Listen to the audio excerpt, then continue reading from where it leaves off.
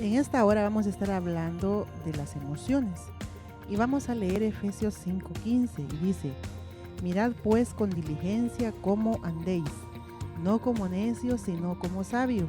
Y el 16 dice: aprovechando bien el tiempo porque los días son malos. Las emociones, los sentimientos son parte del alma, dados por Dios a nosotros. Una vida sin sentimientos sería muy seca y aburrida, ¿verdad?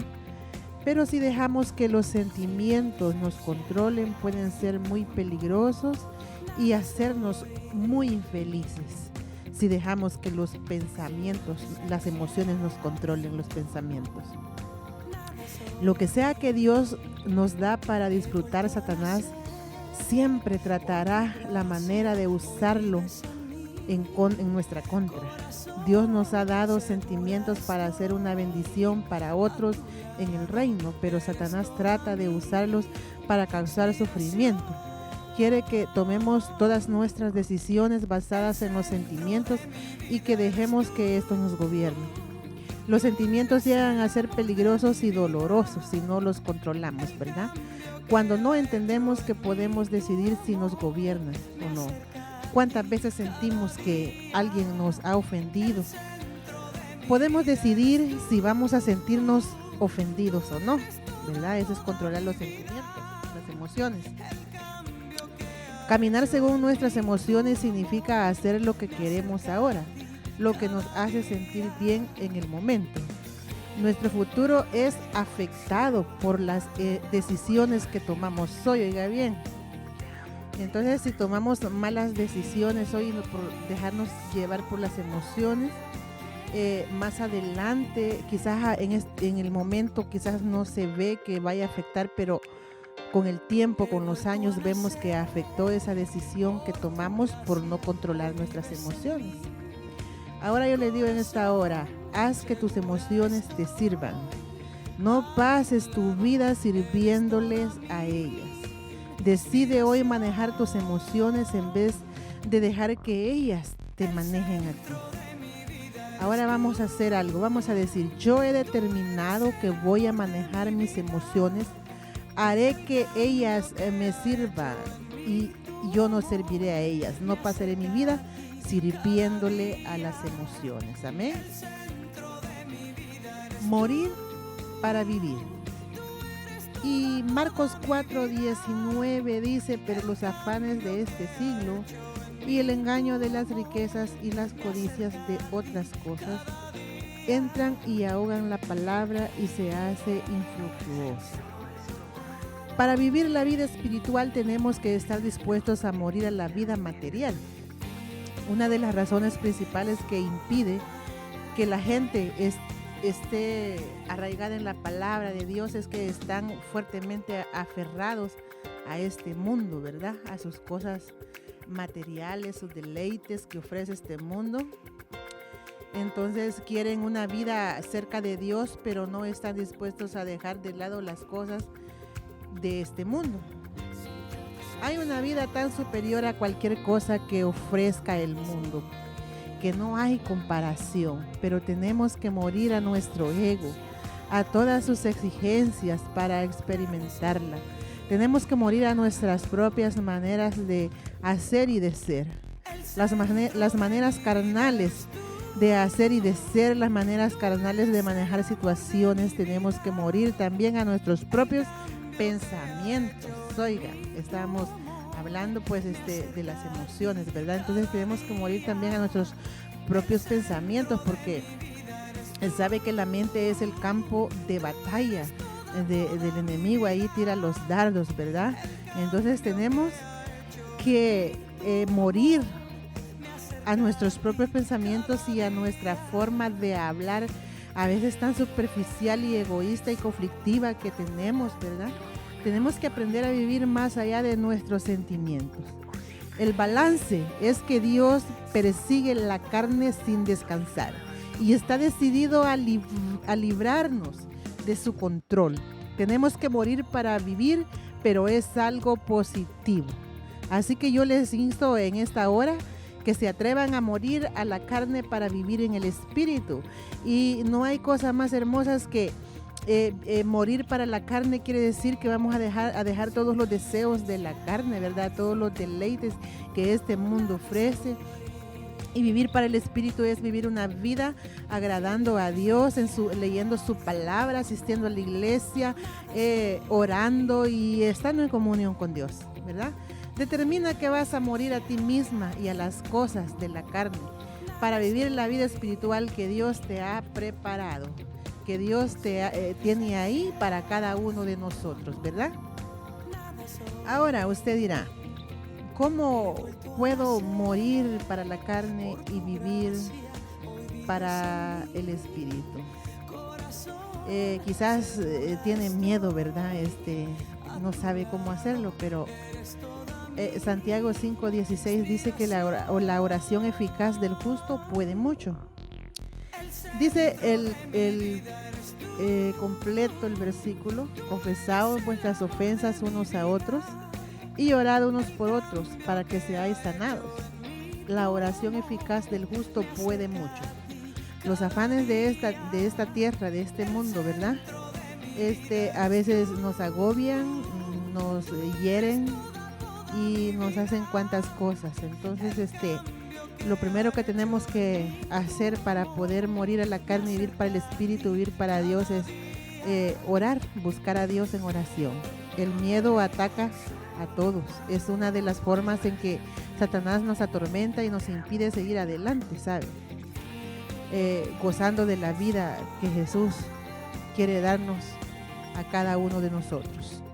Los temores no son reales, sino que son convencimientos falsos que parecen verdaderos. Pero si aceptamos los temores que Satanás nos ofrece y les hacemos caso, abrimos la puerta al enemigo y cerramos la puerta a Dios. Así que el miedo no es bueno. El miedo viene y el temor viene de parte de Satanás, que es nuestro enemigo, ¿verdad? La fe se desata en la oración. Oiga, por eso es muy importante la oración. Apartar un tiempo, ¿verdad? Dice que entremos en nuestro aposento y cerrada la puerta, oremos a nuestro Padre en secreto, y nuestro Padre que nos oye y nos ve en lo secreto nos recompensará o nos responderá en público. Entonces, la fe se desata en la oración, haciendo posible un tremendo poder dinámico. Satanás trata de debilitarnos con el miedo, ¿verdad? Cuando conoce la puerta para poder atacar a la persona, con eso lo ataca. Y Satanás sabe que tiene miedo a morir, vamos a decir en esta hora que estamos hablando de las emociones, a morir para poder vivir para Dios. Entonces lo va a atacar por ahí, pero Dios nos fortalece mientras estamos en comunión con Él en oración. Mateo 26:41 dice: velad y orad para que no entréis en tentación. El espíritu a la verdad está dispuesto, pero la carne es débil. El espíritu siempre está dispuesto a orar, a buscar a Dios, ¿verdad? Pero esta carne lo que quiere es reposar y descansar. Creo que el punto principal en este pasaje es que debemos vigilar. Vigilar no es pasar despiertos toda la noche y así, ¿verdad? Sino que vigilar es mantenernos alertas, ¿verdad? Alertas. Cuando vemos que viene el ataque del enemigo, si estamos alerta no nos va a tumbar, ¿verdad? Porque vamos a tener la manera como contrarrestar las acechanzas del enemigo. Entonces eso quiere decir que si leemos la palabra y oramos y buscamos a Dios, ¿verdad? Entonces nosotros vamos a estar alertas. Eso quiere decir que estamos vigilando. Vigilar por nosotros mismos y por los ataques que lanza el enemigo contra nuestras mentes y emociones. Cuando detectamos esos ataques, debemos orar inmediatamente. Podríamos pensar que el ataque desaparecerá, pero debemos recordar que es cuando oramos que el poder se libera en contra del enemigo y no cuando pensamos solamente que vamos a orar después. Entonces, si nosotros mantenemos una vida de oración y lectura de la palabra, vamos a tener herramientas y vamos a tener herramientas y armas, ¿verdad? Espirituales para poder atacar al enemigo, contraatacar al enemigo cuando él nos ataque. Ora acerca de todo y no tengas miedo de nada. Creo que encontrarás que esta decisión traerá más gozo y paz a tu vida diaria. Recuerda que el temor es simplemente un convencimiento falso que parece verdadero. Cuando el temor toca tu puerta, deja que conteste la fe, ¿verdad? Entonces, cuando tenga miedo por ahí, diga, no, lo voy a contraatacar con la fe. Entonces la fe se consigue por la oración, y si nosotros oramos y buscamos a Dios, ¿verdad?, cada día en la lectura y en la oración, ¿verdad?, y en el servicio, en su obra, entonces la fe va a estar activa y no vamos a tener miedo cuando el enemigo ataque. Yo le insto en esta hora a que tome nuevas fuerzas, que siga adelante, ¿verdad?, que no tenga miedo por nada, que tome una decisión de morir a la carne y vivir para Dios. Amén. Vamos a leer Proverbios 4:23 y dice: sobre toda cosa guardada, guarda tu corazón, porque de él mana la vida. El espíritu de ofensa envenena la vida y las actitudes. Según el diccionario Bain, la palabra ofensa se deriva de una palabra griega, escandalón, que originalmente se refería a la parte de una trampa que tenía la carnada, y así llegó a representar la trampa misma o el anzuelo. Era la parte de la trampa que atraía al animal y lo capturaba. Entonces el enemigo usa trampas, ¿verdad?, para nosotros los cristianos. Y una de las trampas que usa el enemigo es la ofensa. Frecuentemente vemos que Satanás utiliza una ofensa para enredar a la gente con casos serios de amargura, resentimiento y falta de perdón. Satanás utiliza la ofensa para hacernos caer y para que dejemos de seguir adelante con Dios. La atención de sentirse ofendido es una trampa que se debe evitar como una plaga. A toda costa debemos evitar ser ofendidos. Así como no tomaríamos veneno, no debemos aceptar las ofensas. Oiga, siempre llegan las ofensas, ¿verdad? Pero nosotros no las debemos de aceptar, debemos de rechazarlas en el nombre poderoso de Cristo Jesús. Si queremos ser campeones para Dios, entonces no podemos sentirnos ofendidos tan fácilmente. Hay personas que con una mala mirada que les hagan, o con que un hermano no le dio la mano, ¿verdad?, y no lo saludó, quizás porque andaba apurado, ya se sienten ofendidos. Pero todo eso tenemos que rechazarlo en el nombre de Jesús para poder ser victoriosos, ¿verdad?, en Dios. No tenemos que dejarnos sentir ofendidos tan fácilmente. Muchas personas nunca llegan a ser lo que Dios quiere que ellos sean, porque se ofenden con facilidad. No son capaces, ¿verdad?, de sobrellevar las cargas, no son capaces de aguantar las pruebas, se llenan de amargura por causa de una ofensa. La ofensa llega a ser una piedra de tropiezo y no avanzan más allá de ese punto. Nadie te puede hacer daño permanente si eres lo suficientemente maduro para rehusar la ofensa y confiar en Dios. Esta actitud hará de ti un ganador en la vida. Guardaré mi corazón contra el espíritu de ofensa y no permitiré que entre en mi vida de ninguna manera. Hay que evitar por todas las maneras posibles que la ofensa no entre al corazón, porque media vez la ofensa entra al corazón, se llena de amargura, de resentimiento, y después viene el odio, ¿verdad? Y ya con el odio en el corazón, ¿verdad?, solo Dios lo puede cambiar. Pero mientras tanto, el que sufre es la persona que se deja que la ofensa entre a su vida, ¿verdad? Entonces, no permitamos, esos son dardos del enemigo, son trampas que nos tira para que nosotros podamos tener siempre problemas y no podamos avanzar en la vida espiritual. Ahora vamos a estar viendo parte de la contienda. Dice 2 de Timoteo 2:24, porque el siervo del Señor no debe de ser contencioso. La contienda es un ladrón que debemos aprender a reconocer y a manejar inmediatamente. Es necesario controlar antes que nos controle a nosotros. Ser contencioso significa que por costumbre se disputa o contradice todo lo que otros afirman. Una persona así discute con amargura y produce discordia. Unas veces la discordia es abierta, otras es una corriente de rabia debajo de la superficie.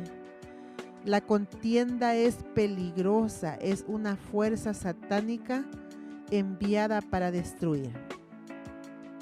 La Biblia dice que debemos resistir al diablo firmemente. Primera de Pedro 5:8 y 9 dice: sed sobrios y velad, porque vuestro adversario, el diablo, como león rugiente anda alrededor buscando a quien devorar, al cual resistid firmes en la fe, sabiendo que los mismos padecimientos se van cumpliendo en vuestros hermanos en todo el mundo, ¿verdad? Entonces, qué tremendo. Cuando alguien nos hiere o nos ofende, el enojo empieza a surgir.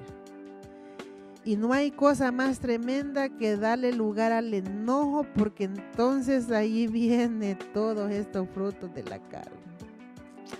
No es un pecado enojarse, pero tenemos que manejar los sentimientos de enojo adecuadamente. No debemos permitir el rencor, la amargura, el resentimiento o la falta de perdón. Vean lo que dice Efesios 4:26. Airados, pero no pequéis. No se ponga el sol sobre vuestro enojo. Quiere decir que no es pecado enojarnos, ¿verdad? El problema es airarnos. Una actitud de juicio es una puerta abierta para la contienda. Tenemos que recordar que la misericordia triunfa sobre el juicio. El juzgar a los demás por lo general lleva a los chismes. Estos empiezan a diseminar la contienda, de una persona a otra. Nos destruye la armonía y la unidad. En realidad nos saca del área de las bendiciones de Dios. Estar en contienda, mis hermanos, no es nada bueno. Cuando viene la tentación de juzgar a otros y después compartir nuestra opinión a través de los chismes y las patrañas, debemos recordar esto: que el que esté sin pecado tire la primera piedra. Juan 8:7 dice: y como insistían en preguntarle, se enderezó y les dijo: el que de vosotros esté sin pecado sea el primero en arrojar la piedra contra ella. Está hablando de una mujer que la sorprendieron en el acto mismo del adulterio, ¿verdad? Entonces, ¿qué pasó? Jesús empezó a escribir en tierra mientras alguien se animaba a tirar la primera piedra, ¿verdad? Pero cuando él levantó el rostro, no vio a ninguno de los que la acusaban, a aquella mujer. Todos se habían ido. Entonces, de alguna manera nosotros, ¿verdad? Fallamos, pero tenemos que tener misericordia, ¿verdad? Unos a otros, para poder perdonar las ofensas y no permitir que entre la contienda a nuestras vidas. Recuerda, Dios cambia las cosas a través de la oración y la fe, no a través de nuestras opiniones, ¿verdad? Lee Romanos capítulo 14 para que te acuerdes de que todos tenemos distintas ideas, opiniones y maneras de hacer las cosas, ¿verdad? La Biblia nos enseña muchas cosas. Lo que pasa que nosotros, ¿verdad?, no leemos, sino que queremos hacer las cosas a nuestra propia manera, pero la Biblia es una guía espiritual para el creyente. Amén. Lee Romanos capítulo 14. Por nada estéis ansiosos, Primera Pedro 5:7 dice, echando toda vuestra ansiedad sobre Él, porque Él tiene cuidado de vosotros. ¿Has estado ansioso por algo en los últimos días, mi hermano, mi hermana? La ansiedad nos atormenta y es absolutamente inútil. En el mundo natural hay causas más que suficientes de preocupación, pero las buenas noticias son que como creyentes no tenemos que vivir en el mundo natural. Tenemos el privilegio de echar nuestras ansiedades sobre el Señor. Echarlas significa arrojarlas y deshacernos de ellas. Podemos arrojar nuestras preocupaciones sobre Dios porque Él nos cuida. La semilla que sembramos es el cuidado de nosotros mismos y el fruto que cosechamos es el cuidado de Dios por nosotros.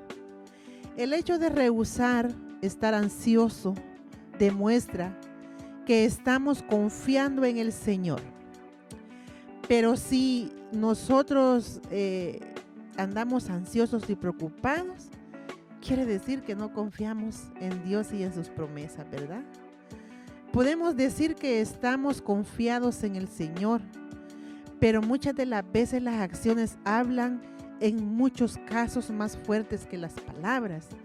Si nosotros decimos de labios, yo he hecho mi ansiedad sobre el Señor y yo confío en Dios, que Él me va a ayudar y me va a sacar adelante, pero andamos preocupados y abatidos y angustiados, ¿verdad? Y todos estresados. Entonces, no estamos confiando en el Señor. Nuestro Padre Celestial ha prometido cuidarnos. Dios está por nosotros, con nosotros, debajo de nosotros, sosteniéndonos alrededor de nosotros y vigilando sobre nosotros. En otras palabras, Dios nos tiene cubiertos en todas las maneras, en todas las áreas.